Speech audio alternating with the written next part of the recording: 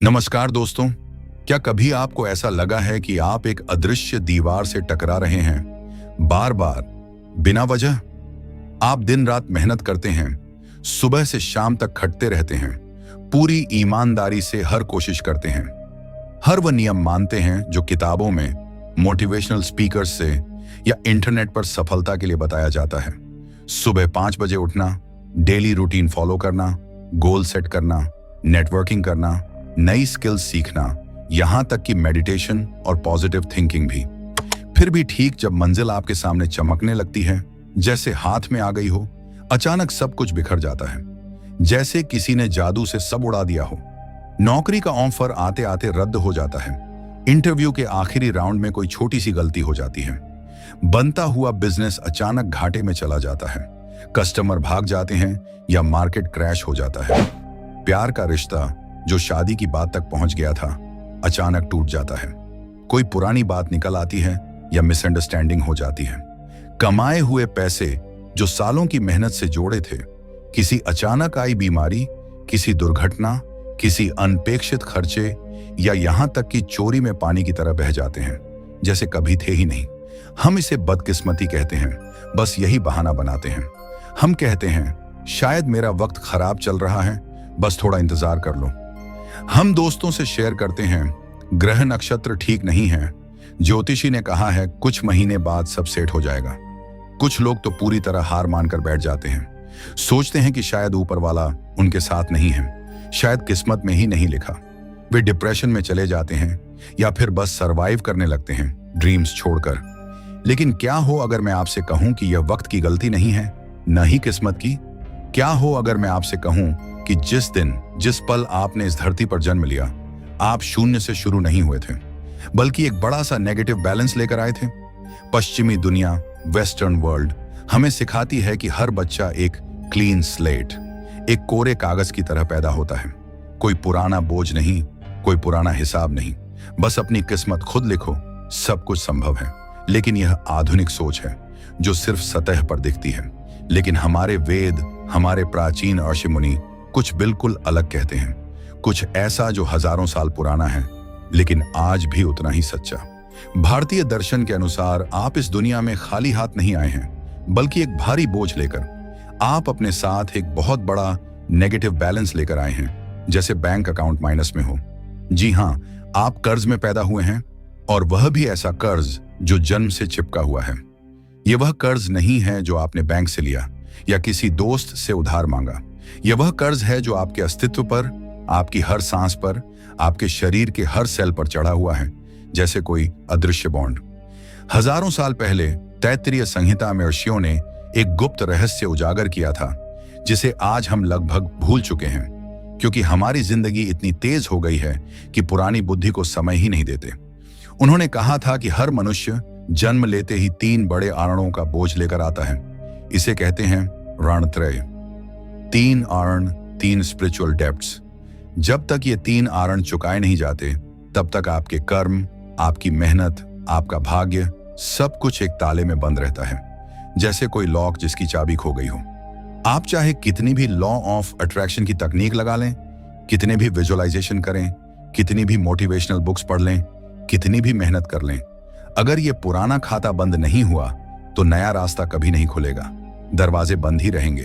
तो आखिर ये 3 कर्ज कौन से हैं, और अनजाने में हम रोज कौन से पाप कर रहे हैं? कौन सी गलतियां जो हमारी तरक्की को रोक रही हैं, जैसे कोई ब्रेक लगा हुआ हो? चलिए आज वेदों के सबसे गहरे रहस्य को खोलते हैं, स्टेप बाय स्टेप, क्योंकि यह सिर्फ जानकारी नहीं, जीवन बदलने वाला ज्ञान है। सबसे पहले हमें समझना होगा कि कर्म और वाण में क्या फर्क है, क्योंकि यहीं ज्यादातर लोग कंफ्यूज हो जाते हैं। हम अक्सर सोचते हैं कि अगर हम अच्छे कर्म करेंगे, जैसे दान देना, मदद करना, ईमानदारी से काम करना, तो हमारे साथ सब अच्छा होगा, जैसे कोई मैथमेटिकल फॉर्मूला। लेकिन यहीं हम गलती कर जाते हैं, क्योंकि जीवन इतना सिंपल नहीं है। कर्म वह है जो आप अभी कर रहे हैं, आपके वर्तमान के एक्शन, जैसे किसी गरीब की मदद करना, ऑफिस में मेहनत करना, परिवार को समय देना, ये आपके फ्यूचर को शेप देते हैं। लेकिन आर्ण वह है जो आप पर पहले से बकाया है, जन्म से पहले का हिसाब, जैसे कोई पुराना लोन जो पीढ़ियों से चला आ रहा हो। इसे एक सरल उदाहरण से समझिए जो आपकी रोजमर्रा की जिंदगी से जुड़ा है। मान लीजिए यह शरीर, यह जीवन आपका अपना घर नहीं है, बल्कि एक किराए का मकान है जो आपको लीज पर मिला है। जब आत्मा मां के गर्भ में आती है तो उसे यह शरीर मुफ्त में नहीं मिलता, बल्कि एक कॉन्ट्रैक्ट के साथ। देवताओं ने आपको सांसें दी हैं, हर सेकंड जो आप ले रहे हैं। सूर्य ने आपको देखने के लिए दृष्टि दी है, रोशनी दी है जिसके बिना आप अंधेरे में खो जाते। धरती ने आपके शरीर को बनाने के लिए पंचतत्व दिए हैं, मिट्टी, पानी, हवा, आग, आकाश। वायु जो आपको ऑक्सीजन देती है, जल जो आपको पीने को मिलता है, अग्नि जो आपके खाने को पचाती है। सब ने मिलकर आपको यह जीवन उधार दिया है, जैसे कोई बड़ा इन्वेस्टमेंट। ये कोई गिफ्ट नहीं है, कोई फ्री लंच नहीं, ये लोन है, उधारी है जो आपको चुकानी पड़ेगी। शतपथ ब्राह्मण जैसे प्राचीन ग्रंथों में स्पष्ट लिखा है, जायमानो वै ब्राह्मण स्त्रीणी ऋणानि जायते, अर्थात मनुष्य जन्म लेते ही 3 अणों का ऋणी हो जाता है। कोई अपवाद नहीं। अब सोचिए, अगर आप एक किराए के घर में रहते हैं और सालों तक किराया नहीं देते तो मकान मालिक क्या करेगा? शायद तुरंत बाहर न निकाले क्योंकि वह दयालु है, लेकिन आपका जीना मुश्किल कर देगा। बिजली काट देगा, पानी रोक देगा, दरवाजे पर ताला लगा देगा या छोटी छोटी परेशानियां बढ़ा देगा। ठीक वैसे ही जब हम अपना आध्यात्मिक किराया नहीं चुकाते तो प्रकृति हमारे जीवन में बाधाएं खड़ी कर देती है, सूक्ष्म तरीके से। अचानक सेहत बिगड़ने लगती है, डॉक्टर समझ नहीं पाते। बना बनाया काम बिगड़ जाता है जैसे कोई जादू। घर में बिना वजह क्लेश शुरू हो जाता है, छोटी बातें बड़े झगड़ों में बदल जाती हैं। ये प्रकृति का तरीका है आपको याद दिलाने का कि आपका पुराना हिसाब अभी बाकी है, जैसे कोई रिमाइंडर, SMS।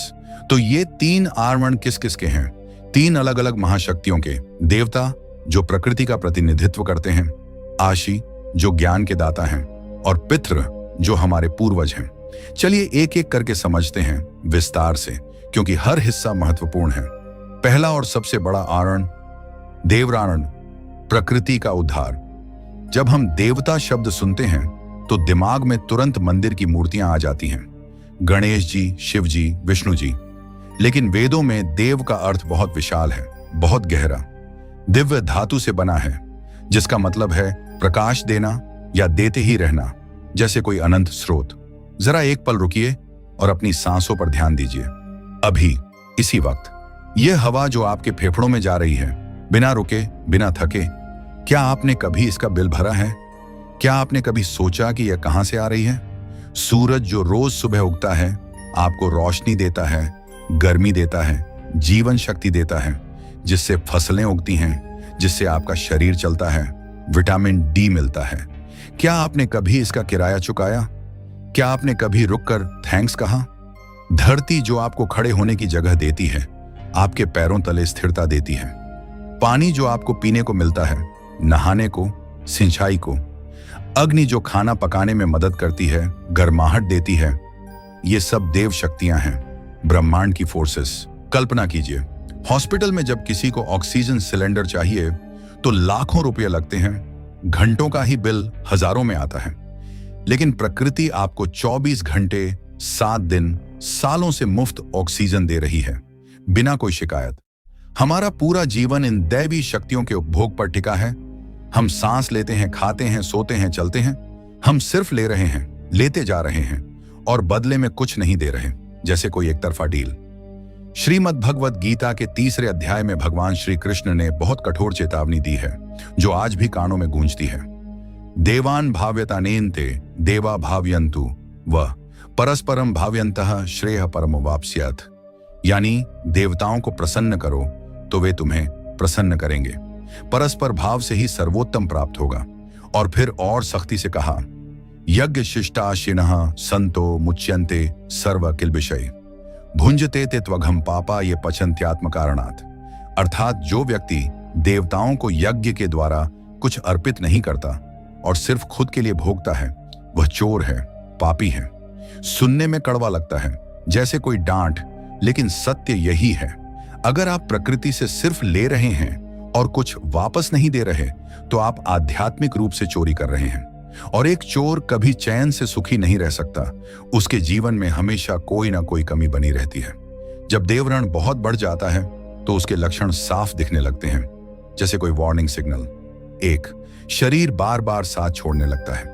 हमारा शरीर पंच तत्वों से बना है, जल, वायु, अग्नि, पृथ्वी, आकाश। जब हम इन तत्वों का सम्मान नहीं करते तो शरीर का संतुलन बिगड़ जाता है। दवाइयां असर नहीं करती, डॉक्टर भी बीमारी का सही कारण नहीं समझ पाते, क्योंकि समस्या रूट में है, स्पिरिचुअल लेवल पर। उदाहरण के लिए, अगर आप पानी बर्बाद करते हैं तो किडनी प्रॉब्लम्स आ सकती हैं। अगर हवा प्रदूषित करते हैं तो सांस की बीमारियां। 2, दुर्भाग्य हावी हो जाता है। लगता है समय आपके खिलाफ चल रहा है। घर से निकले और तेज बारिश शुरू हो गई, ट्रिप कैंसिल। कोई महत्वपूर्ण मीटिंग हो और ट्रैफिक जाम या फोन बैटरी खत्म। छोटे छोटे कामों में बड़ी रुकावटें, जैसे कोई अदृश्य फोर्स रोक रही हो। ऐसा लगता है पूरी कायनात आपको रोकने पर तुली हुई है, क्योंकि देव शक्तियां नाराज हैं। 3, मानसिक अशांति और छोटी छोटी परेशानियां। नींद नहीं आती, चिंता बनी रहती है, कोई खुशी स्थायी नहीं लगती, घर में चीजें खोने लगती हैं या अचानक ब्रेकडाउन हो जाते हैं। ये सब देवरण के साइंस हैं। तो इस आरण को कैसे चुकाएं? क्या बड़े बड़े यज्ञ करने पड़ेंगे, महंगे हवन, पंडित बुलाकर? नहीं, इतना कॉम्प्लिकेटेड नहीं है। वेदों में बहुत सरल उपाय बताए गए हैं जो कोई भी कर सकता है, बिना ज्यादा खर्चे। यज्ञ का मतलब सिर्फ अग्नि में घी डालना नहीं, यज्ञ का मतलब है त्याग और निस्वार्थ सेवा, बैलेंस बनाना। देव आरण चुकाने के कुछ आसान तरीके आज से ही शुरू करें और देखिए चेंज। पंच महायज्ञ। रोज भोजन का पहला हिस्सा अग्नि को या किसी जीव को दें। चींटियों को आटा डालना, पक्षियों को दाना देना, गाय को रोटी देना, कुत्तों को बिस्किट। यह छोटा सा कार्य प्रकृति को संदेश देता है कि आप कर्ज चुका रहे हैं। कल्पना कीजिए, जब आप किसी जीव का पेट भरते हैं तो देवता मानते हैं कि उनका हिस्सा मिल गया। सूर्य अर्घ्य।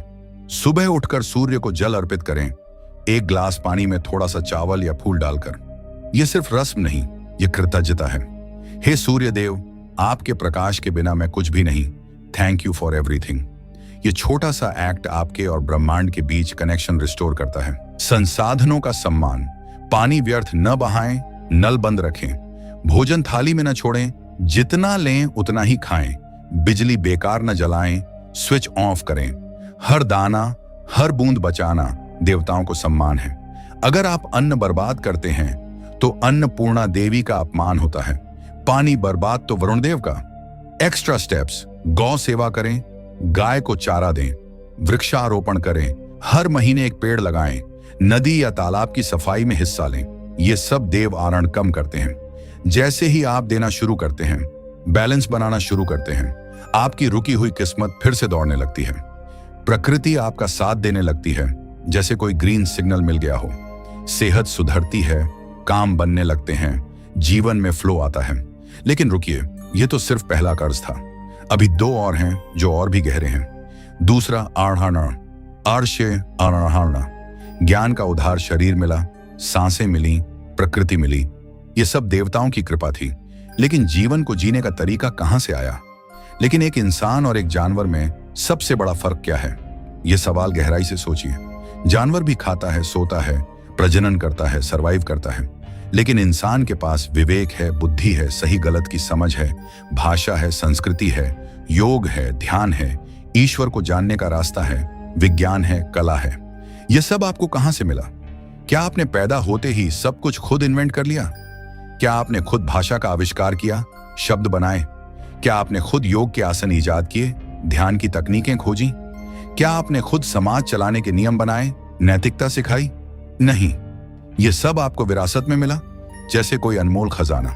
और यह विरासत दी है हमारे आर्षि मुनियों ने, जो हजारों साल पहले जंगलों में तपस्या करके ये रहस्य खोजे। सप्तराशि, कश्यप, अत्रि, भारद्वाज, विश्वामित्र, गौतम, जमदग्नि, वशिष्ठ, वेद के दृष्टा। व्यास जी ने महाभारत लिखी, गीता दी, याज्ञवल्क्य ने उपनिषद दी। ये सब चेतना के वैज्ञानिक थे, जो मन को कंट्रोल करने के तरीके खोजे, समाज को व्यवस्था दी, जीवन का उद्देश्य बताया। आज हम जो ज्ञान इस्तेमाल करके जी रहे हैं, कंप्यूटर पर काम करना, किताब पढ़ना, यहां तक कि मोबाइल यूज करना, वह सब उन्हीं की देन है, क्योंकि बेसिक समझ उन्हीं से आई। लेकिन आज की पीढ़ी की सबसे बड़ी समस्या क्या है? हम इतने बिजी हैं कि भूल गए। हम ज्ञान का उपभोग तो कर रहे हैं, लेकिन स्रोत से कट गए हैं। हम घंटों सोशल मीडिया पर स्क्रॉल करते हैं, इंफॉर्मेशन बहुत है, रील्स, वीडियोस, पोस्ट्स, लेकिन विजडम, गहरी बुद्धि शून्य है। प्राचीन ग्रंथों को पुराना कहकर अलमारी में बंद कर देते हैं या म्यूजियम में रख देते हैं। जब हम ज्ञान का सम्मान करना छोड़ देते हैं तो आर्षी आवरण बढ़ता जाता है, जैसे कोई इंटरेस्ट कंपाउंड हो रहा हो। इसके लक्षण बहुत अजीब होते हैं, लेकिन अगर ध्यान दें तो दिखते हैं। बुद्धि भ्रम। आप जानते हैं सही क्या है, फिर भी गलत फैसला ले लेते हैं, जैसे कोई मेंटल ब्लॉक। निर्णय लेने में असमर्थता, हर बात में कंफ्यूजन, ये करूं या वो। दिमाग क्लियर नहीं होता। पढ़ते बहुत हैं, वीडियो बहुत देखते हैं, लेकिन जिंदगी में कोई बदलाव नहीं आता, जैसे पानी की तरह बह जाता है। दिमाग में हमेशा कोहरा सा छाया रहता है, फोकस नहीं बनता।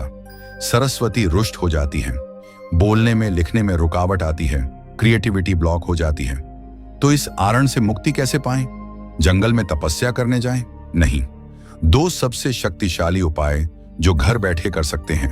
1, स्वाध्याय, रोज कम से कम 15 से 20 मिनट शास्त्र पढ़ें। गीता का एक अध्याय, उपनिषद का एक श्लोक, रामायण की एक कथा या महाभारत का कोई भाग।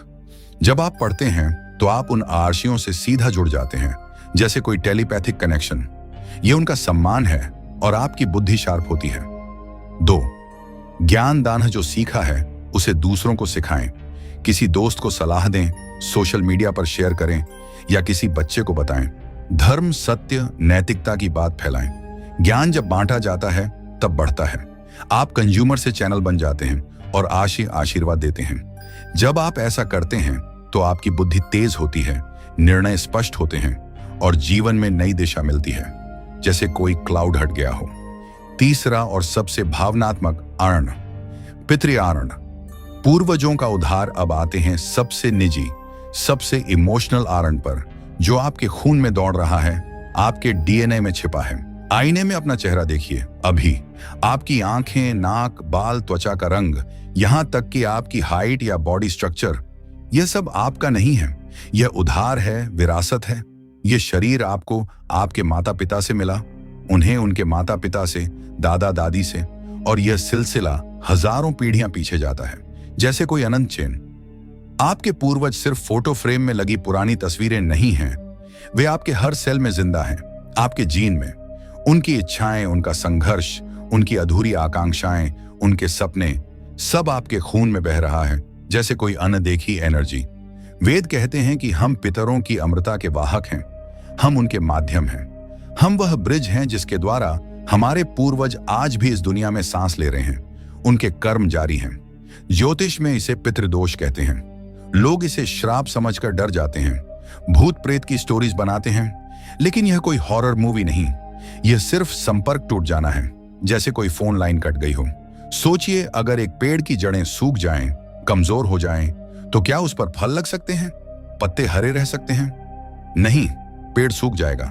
ठीक वैसे ही जब हम अपने पूर्वजों को भूल जाते हैं, उनका सम्मान करना बंद कर देते हैं, उन्हें याद नहीं करते, तो हमारे जीवन की जड़ें कमजोर हो जाती हैं, ग्रोथ रुक जाती है। पितृ आरण बढ़ने के लक्षण घर के अंदर सबसे ज्यादा दिखते हैं। फैमिली लेवल पर गृह क्लेश, बिना वजह झगड़े, भाई बहन में दुश्मनी जैसा व्यवहार, जैसे कोई नेगेटिव एनर्जी घर में घूम रही हो। संतान संबंधी रुकावटें, संतान न होना या संतान का गलत मार्ग पर जाना, ड्रग्स, गलत संगत, परिवार में एक ही तरह की बीमारी बार बार आना, जैसे कोई पैटर्न, हार्ट प्रॉब्लम, डायबिटीज, आर्थिक स्थिरता न आना, पैसा आता है लेकिन टिकता नहीं, हमेशा लीकेज। इस आरण को चुकाने के मुख्य तरीके, जो भावनात्मक लेकिन प्रभावी हैं। 1, श्राद्ध और तर्पण। पितृपक्ष में या अमावस्या पर श्रद्धा से जल, अन्न, तिल दान करें उनके नाम से। यह अंधविश्वास नहीं, यह एनर्जी ट्रांसफर है। जब आप कृतज्ञता से करते हैं तो तृप्ति उनके तक पहुंचती है, जैसे कोई स्पिरिचुअल वायर ट्रांसफर। 2, वंश वृद्धि, अच्छे संस्कारों वाली संतान पैदा करना और पालना, उन्हें वैल्यूज सिखाना। यह सबसे बड़ा भुगतान है। आप अपने पूर्वजों को नया शरीर और नई यात्रा दे रहे हैं, कुल को आगे बढ़ाते हैं। 3, अगर संतान नहीं है या अविवाहित हैं तो समाज सेवा करें, अनाथ बच्चों को मदद, कोई बड़ा नेक कार्य, कोई विरासत छोड़ें, किताब लिखें, फाउंडेशन बनाएं, जिससे कुल का नाम रोशन हो। आपके पूर्वज स्वर्ग में गर्व करेंगे। 4. रोजाना माता पिता और बड़े बुजुर्गों की सेवा। जीवित पितरों का सम्मान भी पुराने पितृऋण कम करता है। उन्हें खुश रखें, उनकी कहानियां सुने। अंतिम रहस्य, अनऋण होना। ऋणमुक्ति का रास्ता देव ऋण, अर्श ऋण और पितृ ऋण, ये तीनों जैसे 3 बैंक अकाउंट्स जो जब तक क्लियर नहीं होते आत्मा को सच्ची मुक्ति नहीं मिलती। जीवन में बैरियर्स बने रहते हैं। सन्यासी सब कुछ त्याग देते हैं क्योंकि वे दुनिया से बैंकरप्ट घोषित होकर सीधे मोक्ष की ओर जाते हैं। कोई हिसाब नहीं रखते। लेकिन हम गृहस्थों के लिए रास्ता अलग है। हमें भागना नहीं बल्कि चुकाना है, बैलेंस करना है। जब आप ये तीनों आर्ण चुकाते हैं तो एक विशेष अवस्था आती है, अनऋण अर्थात आर्ण मुक्त, जैसे कोई फ्रीडम सर्टिफिकेट। तब प्रकृति आपको रोकने का अधिकार खो देती है। तब आपके पैरों की बेड़ियां कट जाती हैं, जीवन फ्री फ्लो में आ जाता है। तब सफलता के सारे दरवाजे अपने आप खुलने लगते हैं, जैसे कोई ऑटोमेटिक सिस्टम। इसलिए आज से इन आरणों को बोझ मत समझिए, न ही कोई पनिशमेंट। इन्हें धन्यवाद समझिए, अवसर समझिए। सूरज को जल देना थैंक यू है प्रकृति को। शास्त्र पढ़ना थैंक यू है अर्षियों को। माता पिता की सेवा थैंक यू है पूर्वजों को। प्रकृति को वापस देना थैंक यू है ब्रह्मांड को। जिस दिन आपका जीवन शिकायत से कृतज्ञता में बदल जाएगा, हर चीज के लिए थैंक्स कहने लगेंगे, समझिए आप अनऋण हो गए। तो दोस्तों, ये था हमारे अस्तित्व का सबसे गहरा सच जो वेदों से निकला है। हम सिर्फ एक शरीर नहीं हैं, हम ब्रह्मांड के साथ एक निरंतर लेन देन है, एक बैलेंस्ड इकोसिस्टम। याद रखिए, जब तक उधारी बाकी है गाड़ी आगे नहीं बढ़ेगी, कितनी भी एक्सीलेटर दबाओ। अब एक पल रुकिए और अपने जीवन को देखिए ईमानदारी से। सेहत या भाग्य रुका हुआ है, बार बार फेलियर, देव आरण पर ध्यान दें, प्रकृति से कनेक्ट हों। निर्णय नहीं ले पा रहे, कंफ्यूजन है, मेंटल क्लाउड, आर्शिक आरण चुकाएं, पढ़ें और शेयर करें। घर परिवार में अशांति है, रिलेशनशिप प्रॉब्लम्स, पितृ आरण सुधारें, श्राद्ध और सेवा करें। नीचे कमेंट करके बताएं आज से आप सबसे पहले कौन सा आरण चुकाना शुरू करेंगे, देव, ईर्ष्या या पितृ। और अगर यह ज्ञान आपको छू गया, जीवन बदलने वाला लगा, तो इसे शेयर करके अपना ज्ञान दान अभी शुरू कर दें, क्योंकि शेयरिंग ही केयरिंग है। तब तक के लिए अपने आरण चुकाते रहिए, बैलेंस बनाते रहिए और मुक्त हो जाइए। नमन। AUM नमः शिवाय। AUM शांति शांति शांति।